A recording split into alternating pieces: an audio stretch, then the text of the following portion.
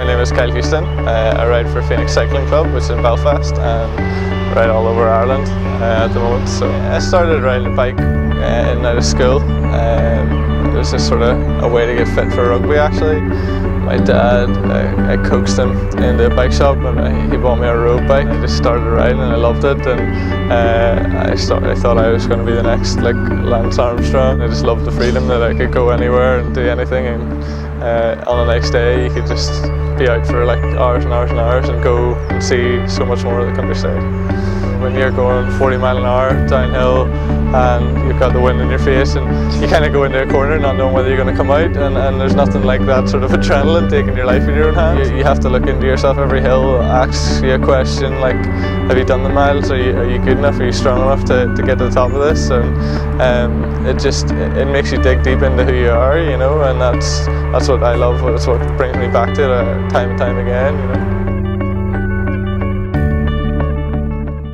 Cycling is tough, it's a sport where you spend a lot of your time on your limit.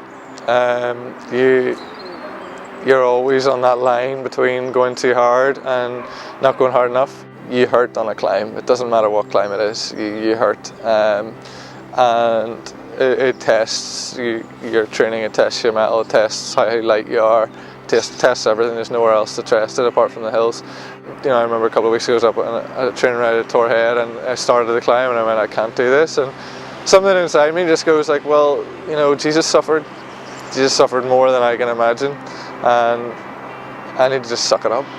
Or in life, things are tough and they test your character, and sometimes they seem like they're more than they can bear, and it's like that climb can seem like more than you're able to do, and you're breathing out your backside and you can't get enough oxygen in, and your legs are burning, your lungs are burning, you know, you can't do it, but somehow you get to the top, and somehow you get there. And you know, when you start off cycling, you know, sometimes you have to get off and walk, and that's fine.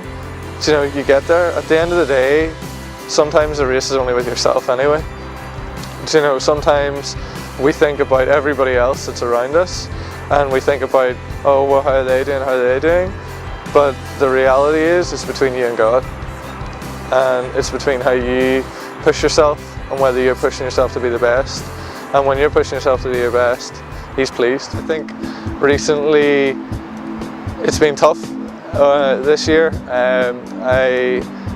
Last year I had a few injuries and stuff, and that was tough, but this year I was like, well, 2011 is going to be my year, and you know, I'm going to do well. And you know, I'd pinned my hopes on results and on getting on teams and things like that, and I'd sort of lost the joy of cycling because it had become about getting onto those teams, getting onto those results. And although I've ridden well and I've seen huge improvement, I haven't quite got to where I wanted to, and that can discourage, but it's not actually about, it's about why you do it, it's your motivation, and that my motivation was always that love of it.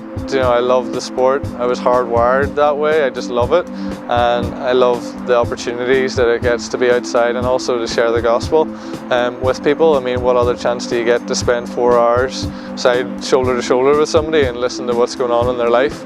And that just is incredible, and it's just such a good place to be and where you are. And I think in the future I'll always, no matter whether I'm the best or the worst, I'll always be going, you know, God, you have me here, and it's going to be good either way, you know.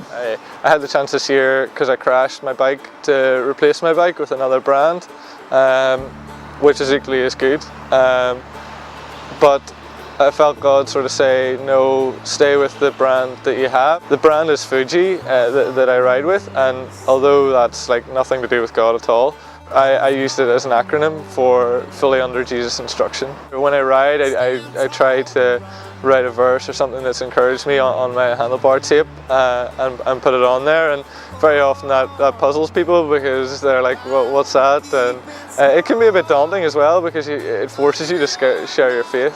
But the reality is, I think I've had so many conversations as well where people say, oh yeah, you're a Christian. I've never said to them I'm a Christian, but it's to do with how you ride. It's the respect that you show for other riders. it's the honesty of your effort. When I go out and ride around and just look over the hedges, it's nice, but like there's something about when I ride hard that I'm just like, I feel so alive. It just courses through my veins. I think when we push ourselves beyond our limits, it means that we're relying on God. And when you rely on God, God just sows that back into you, and He just says, that's my son and I'm proud, like, and I just want him to keep going.